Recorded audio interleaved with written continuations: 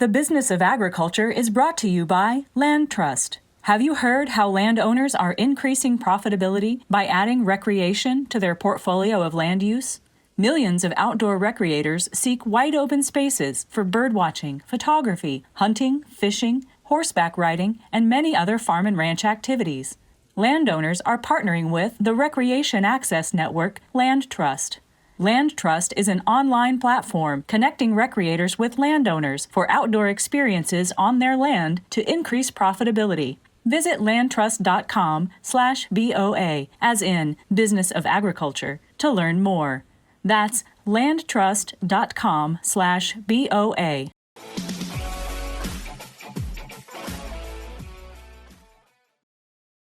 Well, greetings and welcome to another fantastic episode of the Business of Agriculture podcast. It's me, Damian Mason, joined by my co-host, frequent guest of the Business of Ag podcast. He's also my partner with the Business of Ag Success Group, an ag networking thing that we created for ag professionals, which we encourage you to join. It's just $99 a month. But you don't have to be a member of the Business of Ag Success Group to listen to this podcast right here, where we're covering great topics, including today's topic, which is about Biden's meat policy. A lot of talk about it in the industry. You know, it's about a $213 billion industry is what my research says. That is the meat business in the United States. North American Meat Institute has been a client of mine. Every commodity group has been a client of mine, from pork to poultry to beef. And I've worked for these people and I'm around them.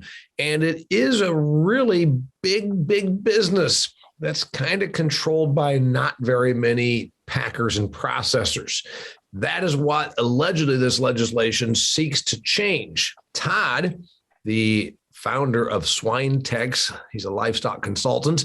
He also is, as I said, my partner on the Business of Ag Success Group, and a smart dude. One of the smartest Texans you're ever going to meet. Of course, come on, the bar's pretty low. All right, joking. Love my Texas friends. Todd, welcome to the program. Thanks for having me. All right. You've got a lot of opinions on this, which is why I have you on here. This is a hot topic. We've been hearing about it for a while. Back in May, June, I had a guest on. We talked about the packers really being in charge of the beef industry. He was a beef feeder himself in Iowa, as well as a commodities broker. And he said, I'm selling steers for break even. And every steer that walks through that processing facility is making about $1 a pound, 80 cents to $1 a pound, $1,100 per animal. And I said, that seems really screwy. Well, beef is particularly tilted toward the packer processors. Like 4 big companies control about 80 to 85% of all the beef that is packaged, processed, and eaten here in the United States of America. My reading says about 54% of the poultry is controlled by 4 bigs. We've got a big bunch of packers and processors. They do have a lot of control. They do get their wrists slapped, or at least threatened, from the government every now and again. Give me the whole scoop here. What the hell's happening? And then we'll talk about whether Biden's $1 billion plan is going to do anything. Well, I think one of the things that's been missed in this discussion over the last several days since the White House announced their plan is that this is a long-term trend, right? This has been going on for 20, 25 years. It seems like some people are kind of unaware of that this is a recent development. All of a sudden, a year and a half ago, these companies decided to take over the industry. I mean, this has been happening for quite some time, and it's being driven by industry economics. I mean, the economics of commodity meat production have become increasingly difficult. I know you and I have had a conversation several times. I bring my Chinese clients over to the U.S. and I walk them through the economics of the U.S. pork industry, and I get the same response every time. Why in the world would somebody want to invest in this, right? It's high capital. There's huge barriers to entry.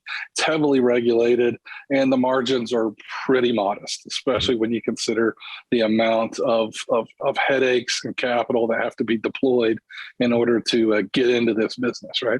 It just doesn't. By the way, I want to share this with we have listeners that aren't just ag people. A good friend of mine, college roommate, listens to it. And the numbers, sometimes he listens. So I do want to share what you just said. Just for an example, I can run this a lot of ways. I can talk about my dairy farmer who rents my land and the sort of poultry returns he gets. This is everything in our industry, but particularly on livestock. The margins, as you said, your Chinese clients are like, why would you invest in this? You've got how many tens of millions of dollars of capital deployed, plus you have the threat of electrical outages where we're going to have generators and can we get to market if there's a blizzard? And we've got how many employees out here? What kind of margins are we talking about, Todd? Like single digit sometimes percentages. Yeah, when we do long-term business planning in the pork industry, we're looking at $8 to $10 a head margins. And obviously there's going to be a lot of volatility there. There's going to be periods of time that are pretty good where you're making, $40 a head, which is great. But there's going to be periods of time where you're losing $40 a head. And so, that's what we usually use in terms of, long-term, meaning 10 or 20 year business plans. If you're looking at building a new farm or whatever, and they come to me and ask, what should I plan on? I would say somewhere around the $8 to $10 a head margin. That's just not very much money when you're talking about deploying millions and millions of dollars of capital. Now, and I think those numbers maybe to the non-pork person or to even the non-ag person don't mean much. Okay, $8 per pig. You're going to own that pig from the time it comes out of the sow until it's a fattened hog. What is that, 6 months? Yeah. Okay. So you kept an animal alive, fed it, had all of the manure handling, the environmental compliance, the building, the environment, the infrastructure, et cetera, the employees to make $8. And so the bigger thing on a percentage basis, that pig is going to sell, that hog is going to sell 280 pounds when it goes to butcher, roughly 285 pounds when it goes to butcher. And right now we're talking what, 70 cents? Yeah. Okay. So 70 cents on 285 running that number. That means that pig is, what is that? 285 times 0.7 is about 7 times 285. That's a $200 pig right now. Fat hog. Mm-hmm. Okay. And I made $8. So let's just take 8 divided by 200. Means that's a 4% profit margin on that pig. So I had to run those numbers with our listener because there are folks, and most of our people obviously are ag, but some are not. Where else would you put millions of dollars of capital into work and do the work and take the risk on a 4% return? And that's what you're talking about here. Yeah, that's at the production level, though. Now it goes into the Tyson, Cargill, name the other company. I'm not picking on any of them. It goes into their system, and then they kill it. Then what happens? Yeah, so the profit margins are going to be a little bit higher on meat processing and even higher on retail, but the risks are a lot bigger and the costs are a lot bigger. I mean, it costs a lot of money to build a modern packing plant. You got a lot of headaches in terms of labor. We've talked about that, and we're going to talk about that a little bit more here too. I think that's one of the big points that everybody is missing is the labor piece. But so you've got some better margins there on the packing side, but still not really attractive. It's still hard to imagine that if you weren't involved in the industry at all and you didn't have any expertise and you didn't have any, other investments that you're trying to leverage, that you'd be really interested in jumping into the meatpacking industry. I mean, I don't think Apple is probably going to diversify into meatpacking anytime soon. I don't think Elon Musk is really targeting meatpacking as a real attractive venture. It's just the reality is these are relatively low margin businesses with a very high regulatory environment and a very high capital cost of entry, barrier around that. So, it's just really not a very attractive business. And the better we get at doing it, the less attractive it seems to be. And that's really what's been driving this consolidation is those margins go down, you have to get bigger and bigger to be able to make that make any sense at all. So those really low margins just don't make any sense at a small scale, and they make actually a little bit better sense at a bigger scale. Yeah, I mean, it is the epitome. Because a person can read this or see it it was on CNN. I mean, I'm just going to cover real quickly where this was all mentioned, but this got a lot of play. When my non-ag people were sending me notes, did you see this? The New Republic, New York Post, CNN, MSNBC, Wall Street Journal, of course, it went around the horn, and guys like you and me are getting called like, well, hey, is this going to matter? And as we're going to talk about whether Joe Biden's plan is going to change any of this, but since we're trying to paint a picture of what the industry looks like, let's go ahead and do a little backdrop on the industry to people that are even, somebody might be listening to this that sells tractors and they're like, hey, I don't really know what's going on. So that's why I tune into the Business of Ag podcast. Poultry was the first to become hugely vertically integrated. When I was a kid, there was a chicken barn, independent, meaning you and your spouse had 80 acres. Maybe the wife was a school teacher, covered insurance, and then you farmed a little bit and you said, I need to make more money. I'm going to build me a chicken barn. And you had chicken barns. And then all of a sudden by the 1970s, the chicken profitability on the barn became almost very little. So then we moved into, as you talk about there, more commodity mindset, conglomerates, vertically integrated. Now chickens are produced where if you have a chicken barn, that chicken is not even owned by you. You get paid to take care of the barn. You get the manure to put on your fields. And then those chickens are already in the system to go into Tyson, Purdue, name the producer, processor.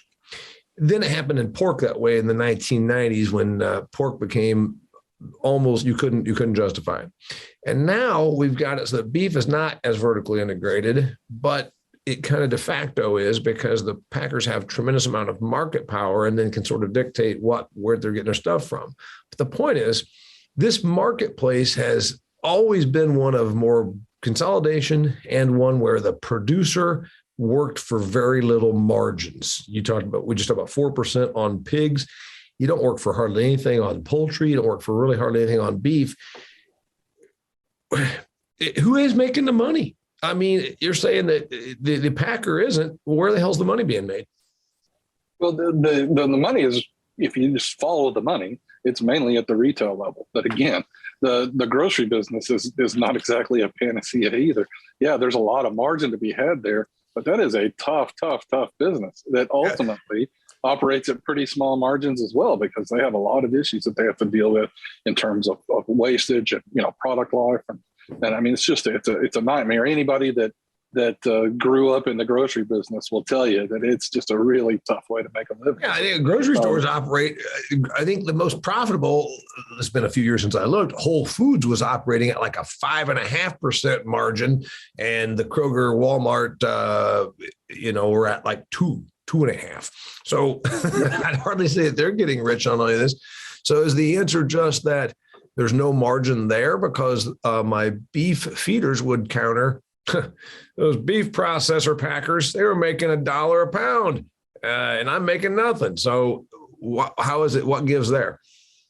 Well, I think the reality is that they have made more consistent profits. And that's really where the issue lies, that they don't, generally lose money for long periods of time like producers sometimes do. And so those can be very difficult to manage. And so I think, and I've been encouraging the pork industry to think about is live pork production is essentially a break-even business. When you consider everything that goes into it, you have to think about it as a break-even business. And how is that going to be sustainable? And the only reason that it's, really even makes any sense at all are really kind of external factors. Why is that contract finishing producer in Iowa still in the pig business? You go ask them, go sit down and ask them, and they'll tell you, the main reason they're still in it is because they want the manure, right? Yeah. The main reason is because the manure is worth a lot of money. Yeah, the byproduct manure becomes a fertility issue that they can put on their field. So they're producing pork for free or for very little money, so then they get the manure out of it. Yep. So you just have to ask yourself, how sustainable, is that model long term, and is a modern pork system going to be able to survive that way? And so I think this discussion really revolves around, in a lot of ways, providing some tools to producers to help them manage that volatility. Low margins is doable.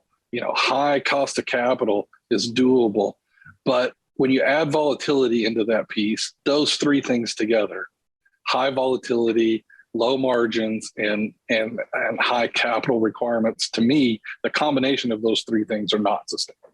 So you're going to have to address at least one of those three legs. And I think the one that's probably easiest to address is trying to help provide tools to producers that make give them more usable risk management tools to reduce that volatility. Okay. That might happen. What we're talking about on this plan. So we already are talking about an industry that it is very oligopolistic. There's a reason on a year ago, one of the big meat companies sent their people to Washington and ran all full page ads in the New York Times, Wall Street Journal, Washington Post, whatever. There was a bit of lobbying that went on there by the big protein processors. So they're not certainly willing to not. They're not out there admitting, oh no, boy, there's hundreds of companies doing this. They know that they control a significant amount of the protein. You're saying, but they're also not making gazillions of profits. So the answer is nobody's making money. Joe Biden's plan, or the Biden administration, rolls out. You and I both read it. This is out of the Wall Street. I've seen it everywhere. I've seen, like I just named the outlets that were covering it. Essentially, it doesn't boil down to breaking these companies up. You start talking about antitrust. You think, okay, let's break them up. We've done that before. The Bell system is the best example I can use. Telecommunications, when I was a little kid, you had to go to the phone company to buy your phone. And I'm talking about to buy the thing that you put in your house, that dial-up thing, that thing that had buttons on it. They were essentially in charge of all of our telecommunications. They get broken up. And you'd say, okay, that's good. Woo, yeah. Well, what's telecommunications look like now? First off, nobody even has a landline. You don't have to go to a store to the actual phone store and pay their premium to pick up the phone. But you still only have 4 companies that are in charge of all telecommunications in the United States of America. You got Verizon, you've got T-Mobile, you've got Sprint. I mean, whatever. You got 4 companies, right? Does breaking up these big meat companies, does that accomplish anything? We did it in telecom. I'm not sure that it does. I think in the short term, it possibly could. But I'm not sure that that's the case. And I'm not sure that it doesn't result in higher prices for consumers. I think that's part of the problem. If you start thinking about breaking up the big meat companies, you also dismantle what they offer to the food system. And that is very efficiently produced meat. Right. And I mean, we produce meat as efficiently as anywhere else in the world. And there's aspects inexpensively. Yes. And there's aspects of the production chain that we're not always the best at, on the pork side. In sow farm production, Europe is significantly better than the US. But if you take everything into consideration, going from the input side on the grains through the production and the meat processing, we are by far the most efficient in the world. And so when you start breaking that up, that, to some degree is driven by scale. And that starts to break down. So I don't know. I think what happens if you break up the meat industry, I'm sure you could write a book on that. I'm certainly not qualified to answer what would happen. But I think for purposes of this discussion, that's not what they're proposing. No, they're proposing. The point is, I was going to say, if you're talking about tackling an anti-competitive meat environment where producers, because they're saying the issue isn't even about the producers. I didn't see anything in my reading about the Biden plans thing. It does eventually by paragraph, number 6, something about and help producers, meaning farmers, have a more choices. But again, if that really were to happen, if all of a sudden, if the farmer can make more money, that's going to come from somewhere. Either the consumer's paying more or the packer, processor, or retailer are giving up, right? I mean, this money doesn't just come out of thin air. So I saw it as First off, it says to tackle meat prices. Well, they don't mean for the farmer because they just care about the consumer. So then I thought, well, what's the tackle? Is it going to be to break up the big meat companies? None of it said that. I thought that was going to be the plan. The plan instead says we're going to throw $1 billion. Now, it was already announced back in the fall, they're going to throw $500 million. So they've doubled that. They're going to throw $1 billion to be dedicated to expanding independent meat processing. That's what the plan says. $1 billion to be dedicated to expanding independent meat processing. So again, we're not talking about breaking up the big 3, 4, 5, 6 meat companies. We're talking about that. And you've read where that money goes. Talk to me.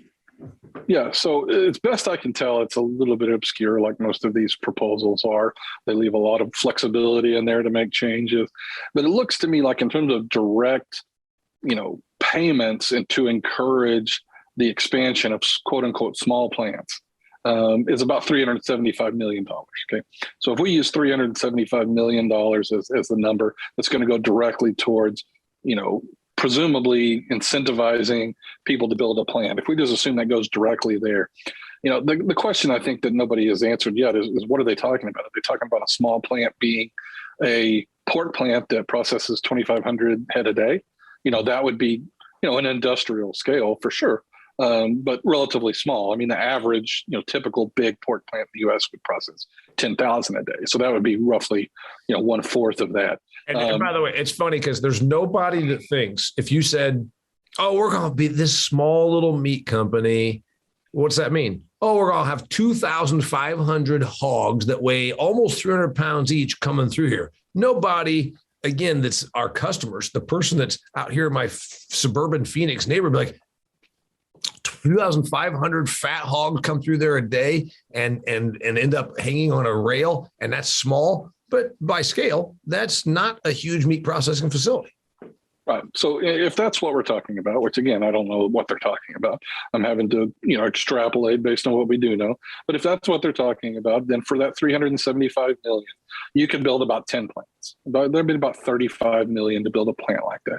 Now that's just doesn't include the cost of ramping up and labor and all that kind of stuff. I'm going to run my numbers here, get my calculator again, as Todd's always a good enough. 10 plants times 2,500 pigs, of course, is 25,000 pigs per day that we just added, which seems like a lot. But it's don't we generally kill about 5 to 5.5 days per week? 6 days basically. Okay, I'll take that. If you do the math, it comes out to about 5% of increase in your daily processing capacity. That's 150,000 hogs per week that we just added. But in the United States of America, we process something like 2 million. Yeah, it's about 5%, and then so it's a not insignificant, but hardly game changing, right? It's not going to make any real fundamental difference in the industry, and so together they would represent a 5% market share, right? And there's 10 of them, right? So the individual market share you're talking about, of each of those individual plants, because we're not talking about creating a company that would have 10 plants. We're talking about presumably 10 different companies. And so each of those, becomes a Mazda in the U.S. Auto industry. Yeah, I mean, it's not creating another Ford, it's creating a Mazda. Yeah. So Mazda, which of course has about 0.5%. So we kill about 2.8 million pigs a week, I think is the number I last remember. You're saying it's close to 3 million hogs we kill per week process here in the United States, right? Yep. So somewhere in that 5% range is what you're talking about. Okay. So we just added 5%. As you said, that's 5% that's divided between you and I own one of them. So now we own half of 1% with our plant, which is not an insignificant plant. We're doing 2,500 pigs a day. But as you said, in the scope of things, we didn't do much. So the big picture here is 375 million of that 1 billion is supposed to be for new facilities. Right. And so, and the other example, again, we don't know exactly what they're talking about there. And so, I looked at, okay, what if we're talking about a small, relatively small custom processor, So this is a place that might process 20 head of cattle a week. Okay. So this is small. That's still going to cost you a little over $1 million to build a processing facility that would process 20 head of cattle a week. But if you do the math again, go through the same steps there, you're talking about building a lot of plants, obviously, because you're building small plants, very small plants, but it still adds up to about 1% total. You're building like 300 plants that amount to about 1% of the total beef cattle kill on a daily basis. So you're really talking about very limited impact. And then as you start talking about those really small plants, you start talking about plants that operate extremely inefficiently. Okay.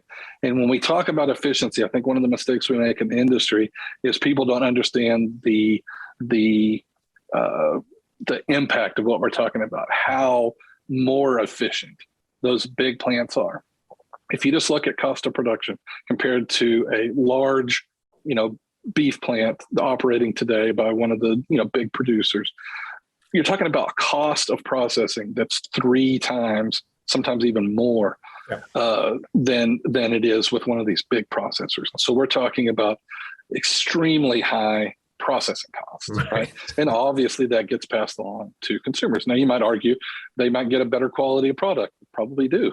It's not that they're not getting what they're paying for, but they're paying a lot more because it's a lot less efficient. Yeah, I mean, let's face it. I was in a small scale beef production for 13 years, and I still get some steers from my friend and take them down to my neighborhood beef processing place that probably does, like you said, call it. They do a dozen steers and a dozen pigs a week. I let's just say it's nice, it's quaint, and I like the product. And also compared, it'd be like you and I attempting to build a car in my barn versus what the people at Toyota do. And it's just about at that scale. I mean, it's just about that much difference of scale.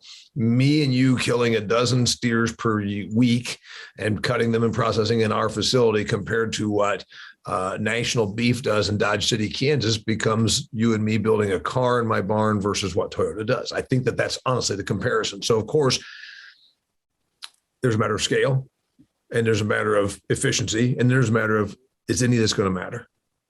Yeah.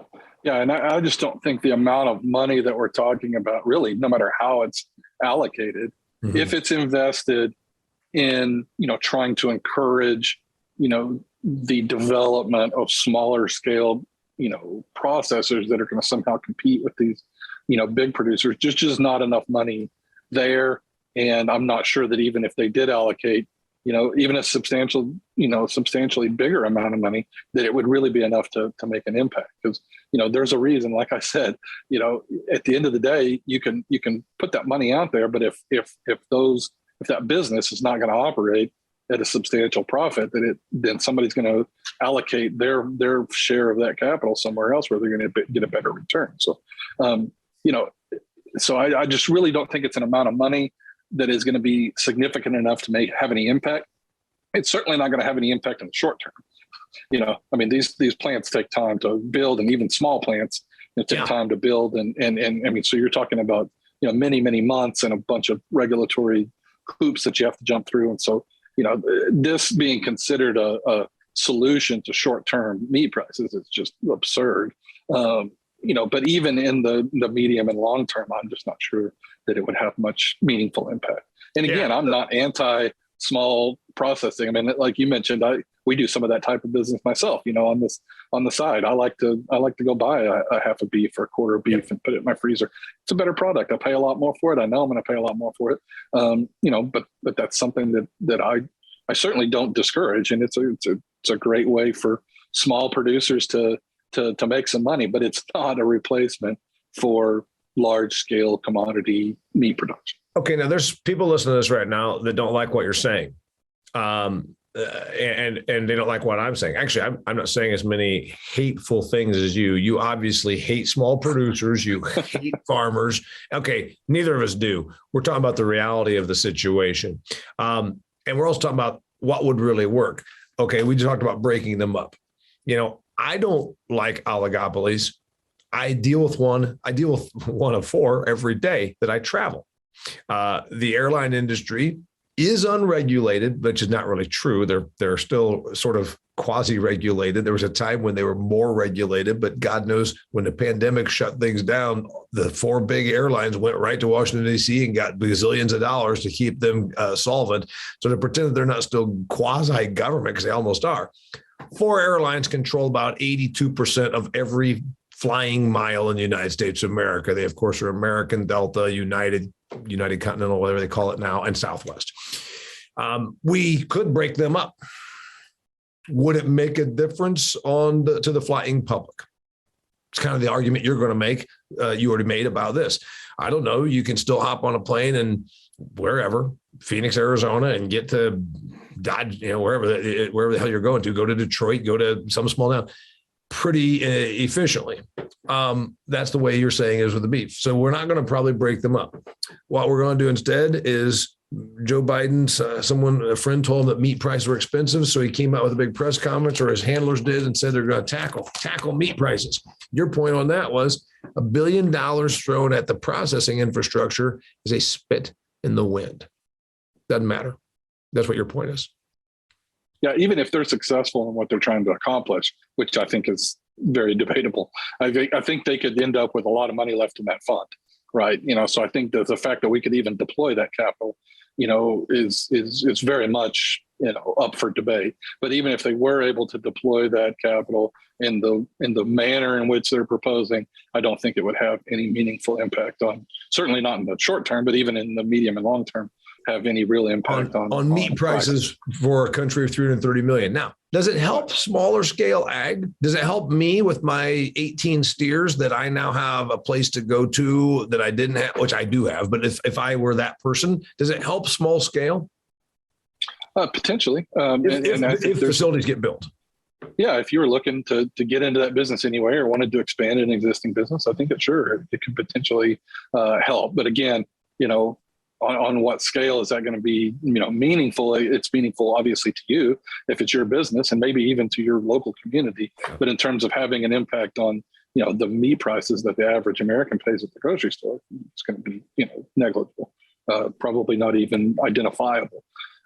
So, again, I'm definitely not anti, local and anti-small. I think there's a lot of great things that come along with that. I think, somebody going out and meeting a farmer and understanding what it takes to raise an animal and educating themselves, I think, that's great.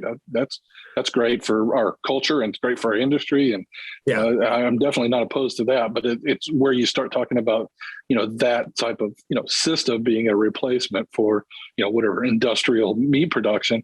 It's just, to me, it's just, silly. Well, does the person that grows, that wants to be an independent hog producer, an independent poultry producer, an independent beef producer, which they are more independent beef, they are left a little less on options. And you can say, well, go to direct to consumer. You can only go direct to consumer if you have a place to process your stuff. So would the biggest element of potential benefit be if it weren't 2,500 pig per day facilities, but instead 50 pig per day or whatever? Does this have a chance to help more the smaller it gets, I guess, is the way. That's how it looks like to me. The only way this helps rural landscape is kind of like, and again, the consumer in New York City is not going to see this unless they do go online and they find that there's a processor in upstate New York that only brings in beef that were raised on the hills and the Adirondacks, and then maybe that consumer does get something out of it. But the scale is such that we're still talking about infinitely small amount of product. Yeah, and I think it could have an impact, and I think that where you could probably see the most potential impact there is through the regulatory environment. And that's one of the bigger challenges if you're talking about really, truly small scale processors, is that in order to, and there's a lot of ins and outs to this, as I'm sure you're aware, but the inspection process that ensures that our meat is safe is very, some would argue it's burdensome to even the largest producers, right? But it's certainly an overwhelming burden for a small producer, to the point that they can't really practically do that. And so if you're a small scale beef producer that wants to sell a dozen steers a year, to people in your local community, one of the biggest hurdles you're going to run into almost immediately is that if you're going to sell that meat, especially cuts of that meat, right? If you're going to sell steaks, Got to be inspected. Then it's got to be inspected. It's got to be federally inspected or with one of the state approved state inspection agencies.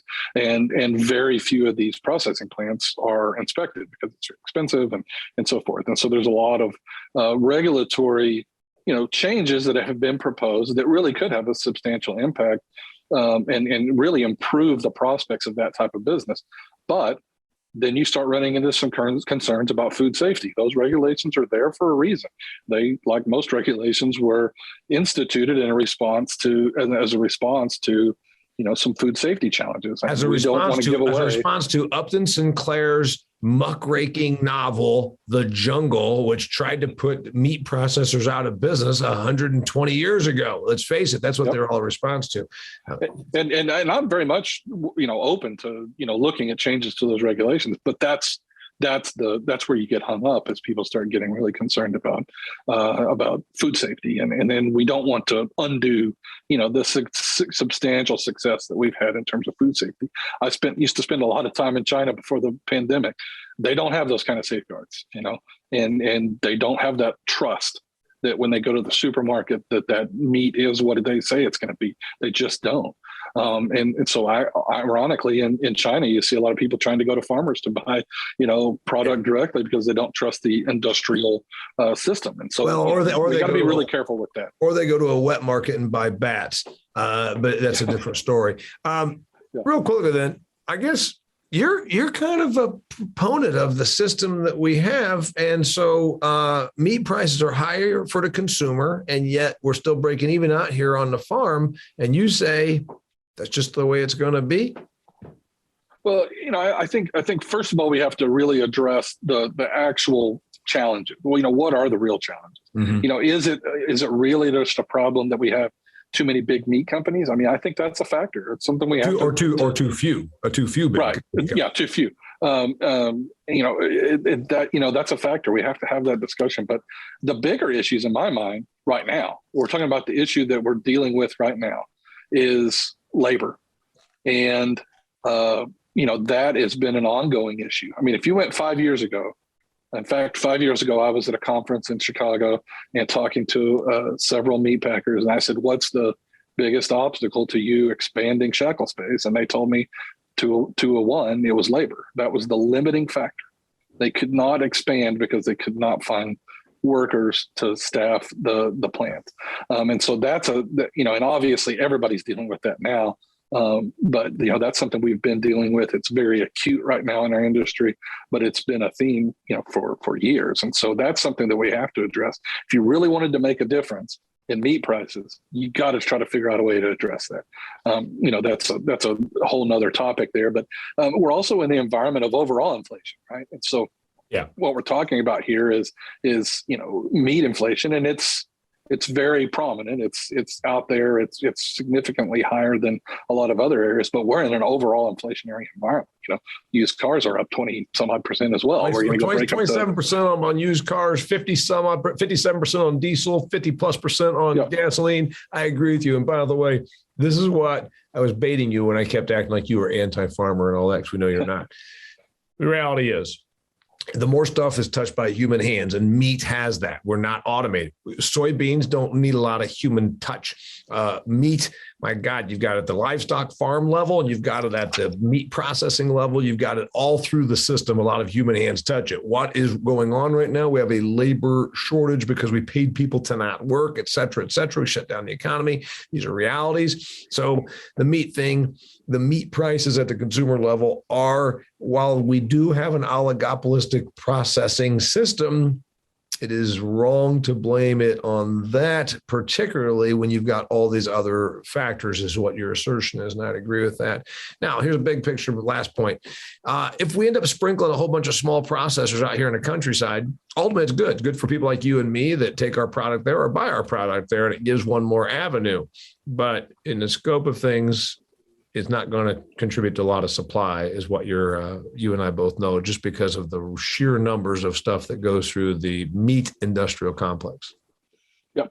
And even if it was successful, I mean, we're talking about layering on a bunch of assumptions here, but even if it was successful in doing that, in terms of market share, let's say it was significant, that product that's going to market is going to market at a much, much higher price point than what people are talking about here. So if we're trying to solve the problem of high meat prices by producing more high priced meat, I don't think that's going to be successful in the long term, right? So imagine and that's essentially what they're saying. So imagine that, a plan coming out of Washington, D.C., which, as you and I both read it, and we said the same thing. Wait a minute, throwing money at something to create more margin in meat, which means we're going to have more pricey meat, is going to fix meat prices. Imagine that, something coming out of Washington, D.C., particularly from the left, that doesn't make sense. But this is on the heels, Todd, of a week ago or two, Elizabeth Warren, an avowed socialist, said that she was going to go after grocery stores for these prices. It was clearly the fault of Kroger that we had food prices because they were paying their CEOs too much. And so, again, well, and then you had Pete Buttigieg say that the solution to people that are struggling to put gas in their tank was for them to go buy a $100,000 Tesla where they didn't have to put gas in their tank. I mean, it really is kind of a similar, approach there. It's really like saying, okay, well, we have a problem with affordable cars. It's not go produce more, Ford Fiestas or whatever, these smaller cars are. It's, let's going to go produce, $100,000 Teslas or Corvettes. I mean, it's just, it doesn't really make any sense when you as though the ruling class doesn't really understand what's happening out here. All right. His name is Todd Thurman. If you want to find him, how do they find you, Todd? Swinetex.com is probably the easiest way. SWINETEX.com, and all my contact information is there. And he's really all over the place on LinkedIn. He's my buddy, and he's also the co-host of the Business of Ag Success Group. If you'd like to be a part of that, please drop me a line. Also, I want to remind you, if you are a producer of agriculture looking to up your game, check out the work I'm doing with Extreme Ag, XTREME, extremeag.farm. Extremeag.farm is a consortium of farmers that are at the very top of their game. They win awards for their yield production, larger scale. They're doing trials for products that you may or want to use. So you can check out what we're doing there and all the great information we're putting out at extremeag.farm. All right. Check out Todd. Check out Extreme Ag. Thanks for being here. My name is Damian Mason. Until next time, it's the Business of Agriculture. Thanks, Todd. Thanks for having me. This episode of The Business of Agriculture was brought to you by Land Trust. Landowners, just like you, are increasing profitability by adding recreation to their portfolio of land use. Millions of recreators actively seek wide open spaces for birdwatching, photography, hunting, fishing, horseback riding, and many other farm and ranch activities. Owners of farm and ranch properties are partnering with Recreation Access Network Land Trust. Land Trust is an online platform connecting recreators with landowners for outdoor experiences on their land to increase profitability. Visit landtrust.com/BOA, as in Business of Agriculture, to learn more. That's landtrust.com/BOA.